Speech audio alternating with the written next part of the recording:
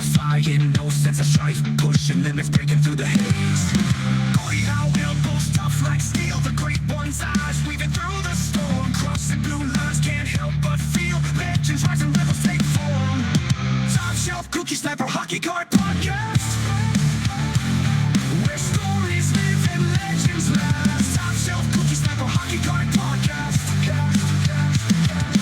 Freeze frame moments from the past. And welcome to episode number 84 of the Top Shelf Cookie Sniper Hockey Card Podcast. After that great intro, kind of makes me want to stomp the yard, so let's get right into our episode because we got a lot to talk about in episode number 84. What will we be talking about? Well, obviously we'll be talking about hockey cards first and foremost. We may bring up some hockey information and some fun little tidbits of society just to kind of sprinkle in some differences into the podcast. Now, before we get into what exactly we'll be talking about in today's episode, it's got to clean up a little bit of business to start things off.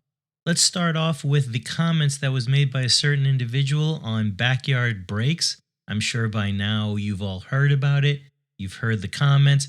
We're not going to replay them. We're not going to give them the dignity of the light of this show as a platform to have those terrible comments go back out into the public. Let's just put it to you this way. Disgusting comments, I'm not a big fan of that. Everybody has a daughter, a sister, a friend who's a female, and I don't care if it was joking or whatever. The comments were inappropriate. I understand there was an apology, but I'm going to be honest with you. I think that the lesson that needs to be learned here today is I understand freedom of speech and all that stuff because, hey, I do a podcast and people listen to me, so I appreciate that stuff. But we have to get to a point to where we have dignity, to where we have respect for other people. Not everybody wants to hear that. I know the old saying, well, if you don't like it, don't listen to it. Okay, imagine if that was your sister, your mother, your friend that they were talking about. How would you feel then? So again, not a fan of what was said. I personally will not be using backyard breaks from this point forward. That's just my own personal feeling. But I think at the end of it all, the comments were the spotlight of what was going on, and what he said was just unacceptable. And I think he shouldn't be allowed on the platform, or at least the company should have taken care of this in a better way. But we'll see how the public responds as more time goes on. Okay, enough of the negative talk, and I apologize for starting an episode this way, but I just want to let people know how I felt about this subject. Now moving on to an even more important subject, at least for this podcast, and that is, again, the power that this podcast is wielding. With great power comes great responsibility. Now what I mean by that is, we talked about before, it seems like whenever this podcast puts someone in the penalty box or goes on a rant, it seems to straighten the ship for these players. Now we've talked about Shane Wright and some other players, but I want to point out Tage Thompson. Now, Tage Thompson, before we kind of did our little 30-second rant, wasn't doing too much, and then he went off on the next 3 games. Let's even fast forward to today. Another week has gone by, and what exactly has Tage Thompson done? In the last 4 games, Tage Thompson has 4 goals and 4 assists. I think it's working, people. I don't know. I think it's working.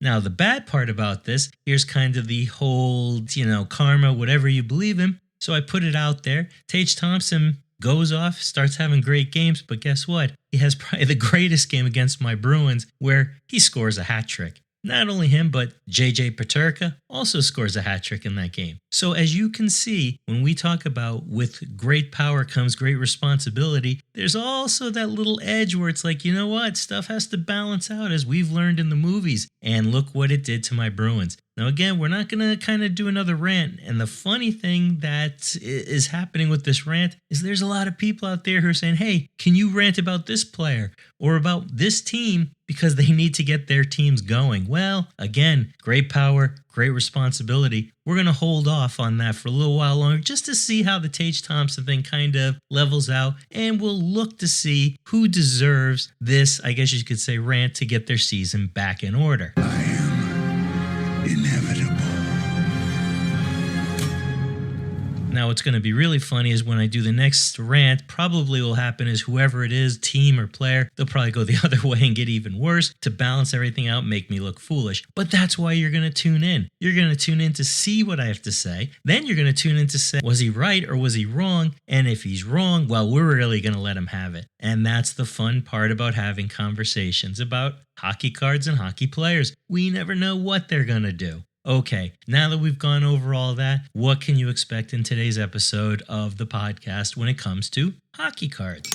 Well, I thought it would be interesting for us today to talk about grading cards as far as I'm going to look at the gem rates for the last few years, one player from each set, so from Series 1 and Series 2, and I'm going to compare the gem rates of these players' cards, their Young Guns rookie cards, through the years to see how good of a job is either PSA doing or is Upper Deck doing as far as their quality control. And in our final segment, we'll revisit a favorite of ours from one of our sponsors, My Card Post, where I will take a look at what is My Card Post card of the week. Just going to go on. I'm going to take a card, a hockey card that's on My Card Post. I'm going to tell you which one it is, why it's my favorite, and why you should check it out on My Card Post. Okay, so got off my soapbox earlier in the episode. Gave you a little update as far as, again, the power that this podcast is starting to wield. And now you know what's about to happen. So without any further ado, let's get right out. Well, you know what we got to do. Got to take care of some legalese first, if you would. Here to deliver a very special message. The Top Shelf Cookies Sniper Hockey Cards podcast is purely for entertainment purposes. Our fabulous host may have the voice of a temptress, but when it comes to finances, she's not exactly the sharpest skate on the ice. So sit back, enjoy the banter, remember when it comes to your money, look elsewhere for guidance. Stay smart and happy listening. And there you have it, some sound advice when it comes to listening to podcasts or YouTube channels about financial advice, unless they're real financial people. The one problem I have with that song is, why does the AI band think I'm female? Why is it? Well, either way, there it is, people. Now, let's get into our episode. Grading hockey cards. For many of us, it's a truly wonderful experience until you get that card back and it's not a PSA 10. We know the discouragement when you open that package or you look at the app to find out what the grade is of a card that you had no doubt was a 10. It's the cleanest card you ever seen, and look at that. It's an 8. It's a 9. It wasn't even close, didn't have a chance of being a 10, but you took that chance. Well, you know what? Maybe it's not always you. One of the things I've kind of noticed, because I do grade a lot of cards, not as much as some of the bigger people out there, but I have my fair share of experience. And especially when it comes to Young Guns, I feel as though I have a really good feel to get PSA 10s. Now, the last 50 submissions I have made of Young Guns cards, just to give you some information, of the 50 that I've submitted over the last year's time point from today going back, I have gotten 41 PSA 10s. That's not too bad, but I'm going to say this. I've also probably, of those 50 Young Guns cards, have looked at probably over 200 to get those 50, and out of that 50, just over 40 come back a PSA 10. So a lot of work goes into it, but I'm noticing a trend that I want to share with you. The trend is the gem rates seem to be slipping, and I think I have some proof to back that up. So that's what we're going to consider today. I'm going to go starting with the 2019-2020 Upper Deck Series 1 and 2, and then moving forward, look at one player from each one of the sets and look at their stats as far as their gem rates when it comes to PSA 10s and lower than that, just so you can see the numbers that I'm looking at. Now, what we will start with, as I mentioned, is the 2019-2020 Upper Deck Series 1. The player we'll take a look at is Quinn Hughes. So Quinn Hughes' rookie card is number 249 in the set. Now, if we look at how many Quinn Hughes cards have been graded, so far there have been 6,371 Quinn Hughes number 249 cards graded in total. Now let's get into the stats when it comes to how did it break out. Okay, so of the 6,371 Quinn Hughes cards that have been graded, PSA graded 5,000, 5,214 of them. Now, here's where it gets interesting. Of those 5,214 that were graded by PSA, 3,262 came back as PSA 10s. That is a 63.1% gem rate. That's pretty good. Over 50%, so again, 63.1%. Now, how many came back as PSA 9s? Well, that number is 1,677. So again, pretty high number, but we're over that 50%, let's call it threshold, with it being 63 to get a PSA 10. And of the rest of them, the 275 that were left over that were graded by PSA, those were lower than 9s. So let's review. 5,214 graded. Of that PSA 10s, there were 3,262 for a 63.1% gem rate.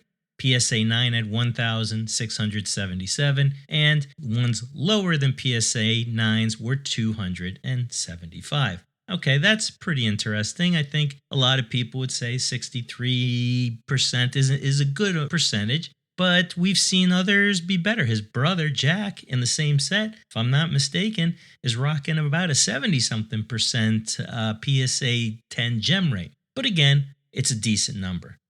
Now let's move on to the same year, 2019-2020, but let's take a look at the Series 2 box now. Now the player we'll consider from that is Cale Makar. So let's look at two defensemen to start it off from the 1920 flagship product Series 1 and 2. Now, Cale Makar's Young Guns rookie card is numbered 493 in Series 2, and there have been 5,874 of his cards graded over the different platforms. So pretty close to Quinn Hughes, 6,300. He's at 5,000, almost 900. Now let's take a look at as far as PSA is concerned. Of those 5,874 cards that were graded, PSA graded 4,608 of the Cale Makar number 493. Well, what was his gem rate? According to GemRate, the website, of those 4,608 cards, 2,876 of them came back as PSA 10s. So that gives us a gem rate of 62.4%. Hey, that's not too bad. A little bit better than Quinn. High, mid 60s, mid to lower 60s. That's not too bad. Now, there were also, of the rest of the numbers, there was 1,466 PSA 9s, and there were 266 that were lower than a PSA 9. So overall, we can look at the stats and say, I think that you can have some confidence in 2019-2020 Series 1 or Series 2 just based off of these gem rates and what we're seeing from these two cards. Now, I should kind of put a little exclamation point on this to say, hey, this doesn't apply to every single card in every single set. You have to do your own homework, you have to do your own research, you have to look at the card to figure out what it's going to do. I'm just giving you some stats on a couple of players to kind of show you again what I'm seeing when it comes to grading. Moving on, we'll take a look at now the 2020-2021, both Series 1 and 2. So from Series 1, let's take a look at the big chase in that year during that COVID kind of time period. And that was Alexis Lafreniere. We all remember that. You remember when that box came out and there he was and there's nobody in the stands and okay. Hey, look, Upper Deck did the best they could with what they had to work with. Now that Alexis Lafreniere card was number 201 out of Series 1, and there were 6,455 of them graded totally over all platforms.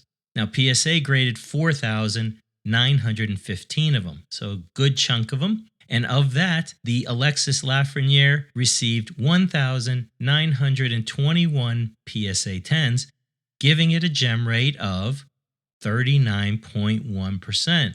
Wait a minute, what? Okay. Now, if we look at how many PSA 9s came out of that same number graded by PSA total, there were a surprising 2,424 that were graded PSA 9. So more PSA 9s than PSA 10s.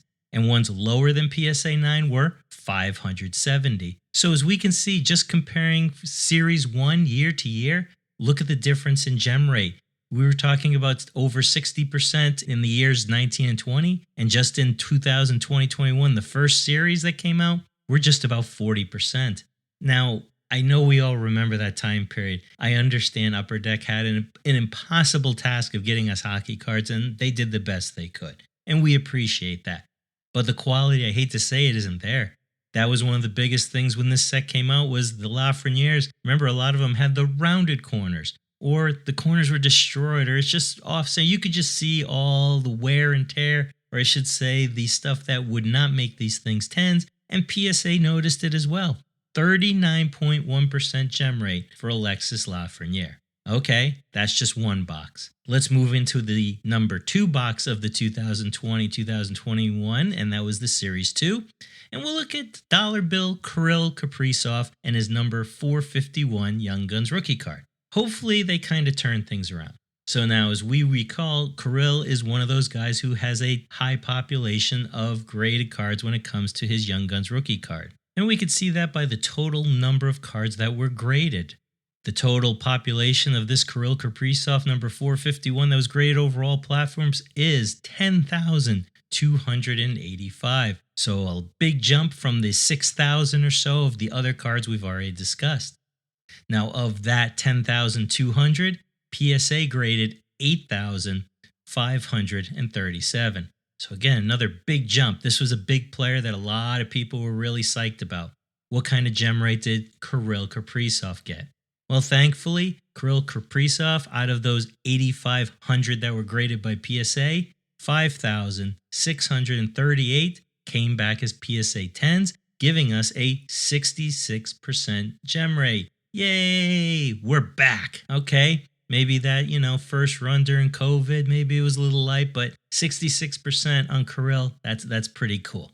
Now, as far as PSA 9s, there were 2,458. Still a decent amount of them, but 66% gem rate, still feeling good. And ones lower than a PSA 9, there were 441. So I think you should feel pretty good about this, right? I mean, 66% is kind of matching up with the 2019, 2020. But think of this. Is that gem rate just where it is because really the population was vastly more than the typical? What would happen if we only graded about 6,500 Kirill Kaprizov cards? Would we still have that 66% gem rate? Maybe, maybe not. Is the total population influencing this gem rate? Possibly, possibly not. Again, just some things to consider. So as we saw, Alex Lafrenière, 39.1% gem rate, but dollar bill Kirill had a 66% gem rate for PSA 10s. But again, so far he's had the largest number that were graded. Just something to keep in mind. Now let's move on to the 2021-22 sets, Series 1 and 2. And in Series 1, we'll take a look at the Montreal Canadian superstar Cole Caulfield and his number 201 Young Guns rookie card. Now, that card has been graded 12,662 times. Again, bigger now, just a little bit more than Kirill Kaprizov. So let's see how his stats kind of worked out. So out of that 12,662 that were graded, PSA graded 11,174. So majority of them. Of that 11,000, how many PSA 10s do you think came back? There were only 3,615 PSA 10s of Cole Caulfield, giving him 32.4% gem rate. Here we go again. That's a big number of cards like Kirill, but now we're seeing the gem rate's pretty low.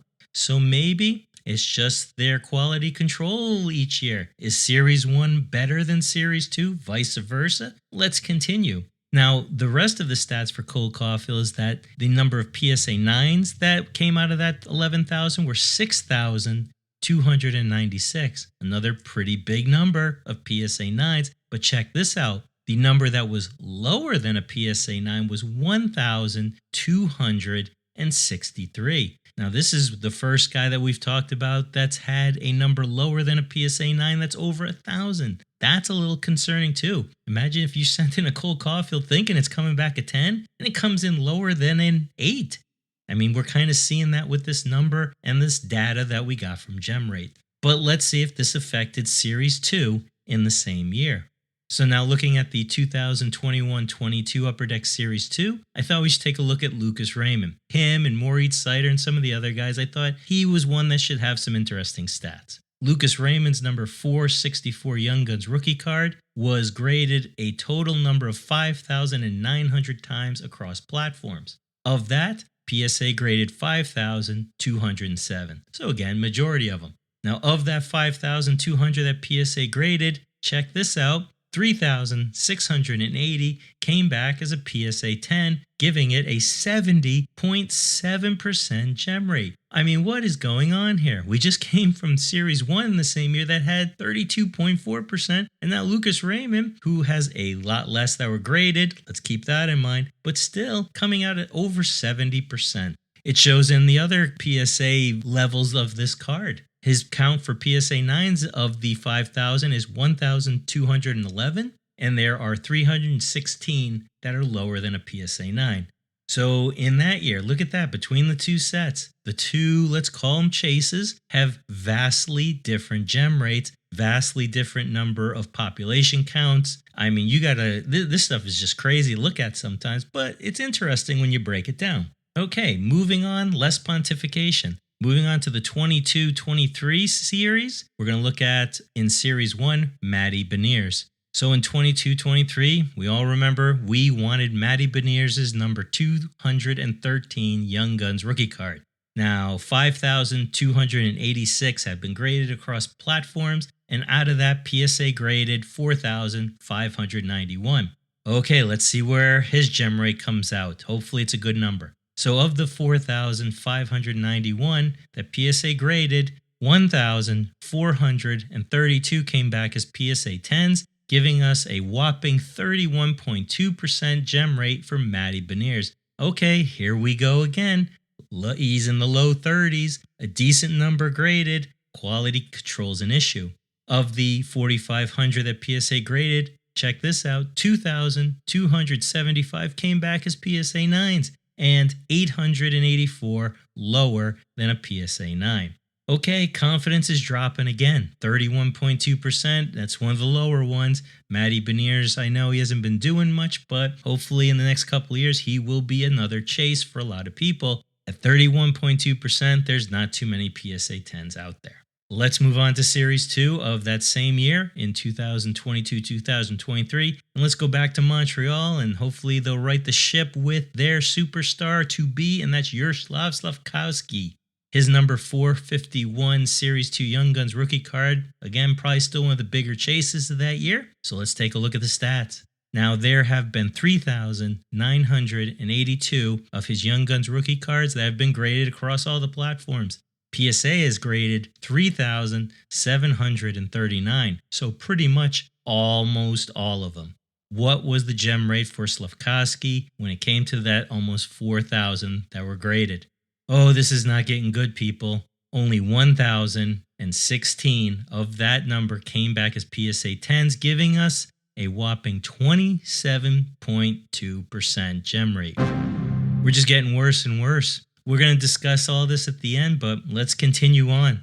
Of that almost 4,000, 2,041 came back as PSA 9s. So that's a pretty big number. I mean, you can tell when you're in 27.2% gem rate, there's going to be a lot of PSA 9s. And lower than PSA 9, there were 682. Not a good sign for that year. Obviously, they're having some issues with quality control in those 2 years. But let's move on, and hopefully, we can see the light at the end of the tunnel. If we go to the 2023-2024 Series 1 and 2, we're going to take a look at Series 1, where we'll take a look at another Hughes brother, and that is Luke Hughes, with his number 248 Young Guns rookie card. Now, again, we're getting into newer series, so, population counts grade are going to kind of be down a little bit, and that showed with Luke Hughes. He's had 3,466 of his cards graded across all platforms. Again, majority of them are by PSA, where they graded 3,226, almost all but 200 of them. What was the gem rate when it came to how many came back as PSA 10s? Well, of that 3,200, only 913 have come back as PSA 10s, and that's a 28.3% gem rate. Now we're below 30 on average with the last couple. That's just crazy. Now, PSA 9s of that number, that 3,200 that were graded, was 1,767. Another big number. Ones lower than PSA 9 was 546. We are looking at something, like I said, this is why I wanted to share with people, kind of just made me look at things a little bit differently. Let's continue on now with the guy. Series 2, 2023-2024. We all know who it is. CB himself, Connor Bedard. His rookie card numbered 451 of Series 2 was the hottest chase that many hockey collectors could remember in a number of years. I mean, we're looking, even more so than your Cale Makars and your Kirill Kaprizov. He was the chase. And we see that because that card was graded 17,268 times across all platforms, with PSA grading 15,352 of them. Okay, here we go. Here's the moment of truth. How many of the 15,000 that PSA graded came back as PSA 10s? Well, if we look, we see that about 6,603 were returned to happy owners in the hockey card world with a PSA 10, giving us a 43% gem rate. I don't know how to feel about that one in particular. It's kind of like a weird little situation. You were hoping it would be above 50%, but I'm happy it's not in the 30 percentile range like we saw with the other ones. Now, of those 15,000 graded by PSA, 7,198 came back as a PSA 9, and 1,551 came back with a grade lower than a PSA 9. Now, there's a big population as far as number graded, 43%. Not too happy with that. I mean, you would hope that a player of his magnitude, of his notoriety, was the chase in the last 10 years, let's say, and you can only get him at 43% gem rate. I don't know. In a weird way, kind of makes me sad. Now, if we kind of look at the 2024-25, we only have Series 1 to compare it to. Not a lot of cards have been graded, but let's just quickly look at Lane Hudson of the Canadiens, and let's kind of see where he's at right now, even though it's an unfinished kind of data situation, if you would. Now, Lane Hudson in Series 1's rookie card is number 229, and so far, there have been 821 graded total, with PSA grading 761. All right, let's do it. Let's just rip the Band-Aid off. What is the gem rate of those 761 that PSA graded? Well, here we go again. Only 225 so far have come back as PSA 10s, giving us a 29.6% gem rate.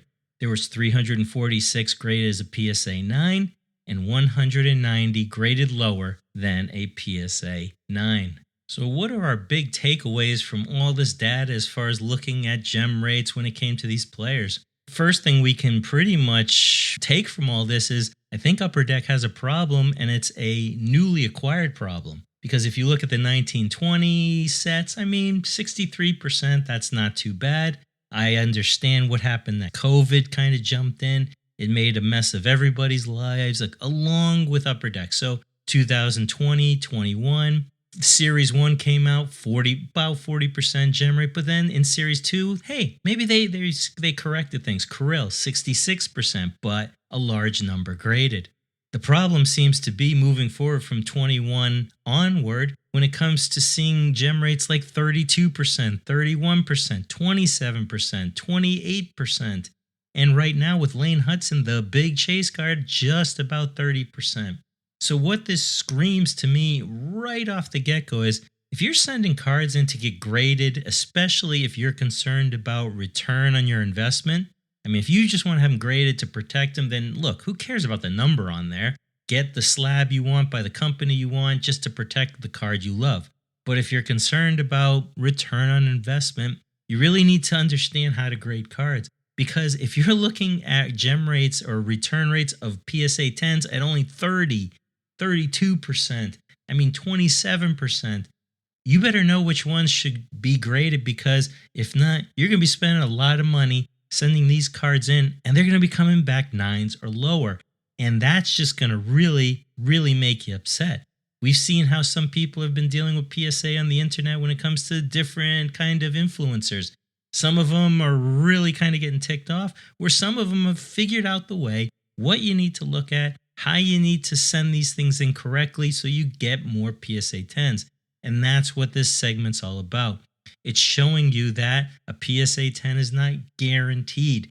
You need to understand what you're sending in, or heck, pay somebody to take a look at the cards. In the end, it'll probably save you some money. You'll spend a little bit more up front, but you'll save in the end because hopefully they'll turn away some of these cards that aren't PSA 10s. So when you look at this data, definitely, as we mentioned in many shows, I know we throw a lot of cards and names out there and you should grade, collect, or flip this guy. You need to look at data. You need to understand what makes you feel comfortable and what you want to do. And when it comes to grading, you better understand what they're looking for so you understand what to look for when you're sending in cards to get graded by PSA. I hope this was helpful. It was interesting to me because I've actually slowed down a little bit in a number of cards I've sent in to get graded. As I mentioned, I will look through 200 to 300 cards to get maybe 50 cards that I would consider sending in. I think if you talk to a lot of people in this area who do grading for themselves, I wouldn't be surprised if you hear the same story. I don't think people are looking at 50 cards and sending in 50 cards and getting 40-something back as PSA 10s. I think a lot of people are looking, they're seeing the flaws that now they understand because they've seen enough videos or people talk about it to where they're getting smarter. So they're not sending those cards in. So now you need to not only be careful with the cards you send in, now you have to also be careful if you're looking at cards online that you think you can grade. Just my opinion, just some thoughts for you to consider, and I hope you find them helpful. With this data that we looked at when it came to gem rates for the last couple of years of certain players of both Series 1 and Series 2, and the shocking data that came with it that we all better do our homework before sending cards in to get graded. So that was segment 1 where we just looked at some data as far as cards and grading and all that. Now let's move on to segment number 2 where we take a look at the My Card Post Card of the Week. And, well, no point in me describing what Card Post is. Fellas, take it away. My card post, the place you need. Low subs, no fees indeed. Collector's dream, we're here to lead. Join the fun, take the lead. Trade your cards and find your match. That's right, just like the song says, My Card Post, the best place to go buy, sell, and trade cards on the internet, and you get to keep all of your seller fees if you sign up for under $10 a month. Check out My Card Post. Okay, now let's take a look at the My Card Post Card of the Week. It's just a card that's on My Card Post that I really, really like, and I'm going to highlight. Now, I know this is an audio podcast, so visual's tough. So what we're going to do is, once this episode airs, go check out our Instagram page at Top Shelf Cookie Sniper Podcast, and we will post this card so you can enjoy the optical beauty that I'm looking at right now. That's right, people, optical beauty. It's a great word. So the card that I'm going to highlight on the My Card Post Card of the Week is a 2007 Upper Deck The Cup, card number 185. And if you don't know what number or what player, I should say that this is card number 185. It is the great Patrick Kane of the Chicago Blackhawks. Now, as I mentioned, this was The Cup, and it's a patch auto card that is in a PSA slab that got an 8 for the card and a 10 for the auto. Now, this card is numbered 58 out of 99, and the individual who is in ownership of this card on My Card Post is Tape to Tape Cards. So if you want to check this out on My Card Post, go look at Tape to Tape Cards and you can see this card too. Okay, here's why I love the card. I mean, it's Patrick Kane, it's an autograph, it's a rookie card, and it's a patch card. I mean, that's just a formula for love right off the bat. It's out of 99, that's a great place to start. The picture of Patrick Kane is really cool. When you look at it, you'll see it's only from, let's say, the midpoint of his stomach and up. You don't see, the skates and legs and all that, but it doesn't matter. Patrick's looking pretty good. You can see the jersey in all its glory. The autograph is right below that, and it's a really, really clean autograph. What I love about this is there's some players in the NHL that, let's be honest, their autographs are garbage. We all love autographs like McDavid, or I think Sidney Crosby probably has one of the best ones, or if not the best one. But the Patrick Kane one on this card is pretty good. It's got a very cool kind of blue ink to it. He signs his number 88. Now, here's the final caveat or the piece de resistance that really brings this card home. This patch is a 5-color patch. It's so awesome. You have your red in there. You have your black in there. You have a little piece of yellow. You have a little stripe of green and a little stripe of white. It looks like it's from the shoulder area where they have the tomahawks that are, in that circle with the yellow and all. It's probably somewhere in there, I'm thinking.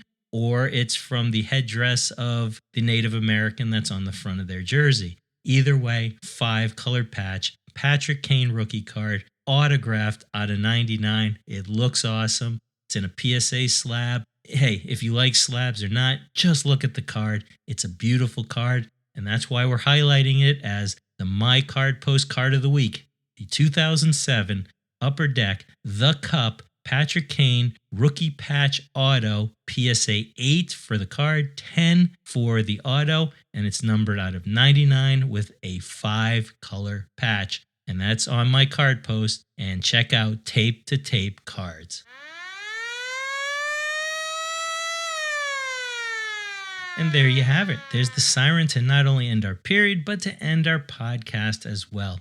Now, unfortunately, the podcast started off on a little bit of a negative vibe. We had to kind of just give you our opinion when it came to some very, let's call it what it is, disgusting comments that were made on the internet by a person who really should have been careful because, again, you're on a platform, a lot of kids, and obviously every platform, women should feel safe that they can go on and not have to listen to this garbage. I mean, I think they've got enough issues in the world, and why should they have it in the hockey card community as well? Let's keep it out of there. Let's make it a safe haven for everyone to enjoy looking at cool cards like that Patrick Kane that I mentioned before.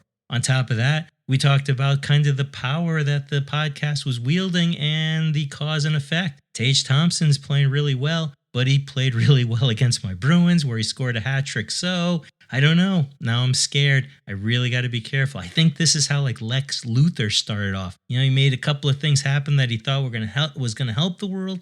And all of a sudden, he's a genius trying to take over the world and kill Superman. And I don't want that to happen to myself. Then we took a look at the Young Guns cards from 2019 forward and looked at series 1 and 2 from each years and one player from each one of those sets and took a look at their gem rates. And we saw some pretty shocking stats, if you would. As I mentioned, it's just information for you to make better decision on when it comes to grading your cards. But definitely, people, definitely do your homework and get better educated when it comes to grading your cards based off of what we saw earlier.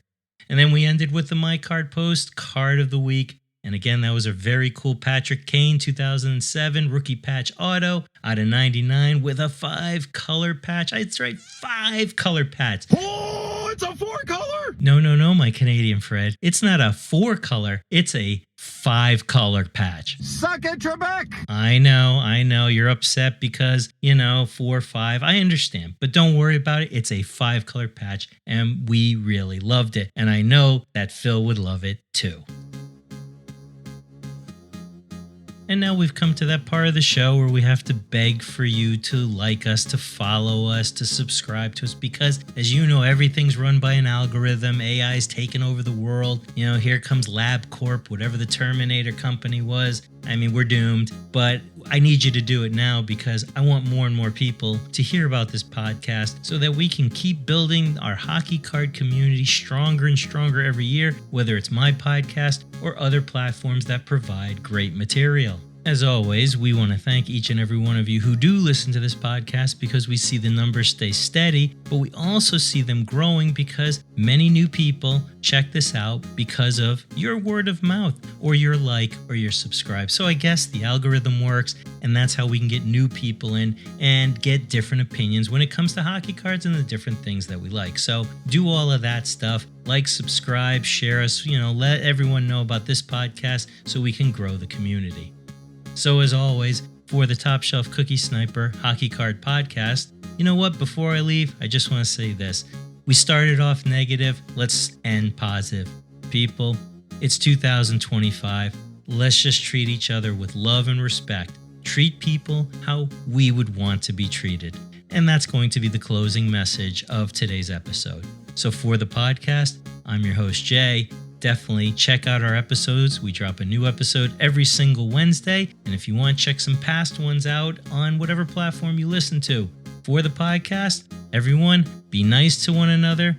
Peace out, and we will see you soon. Flashback to fights with blood on the ice or swift glide, taken by surprise. Household crowd got fire in his eyes. Kretzky's assist leaving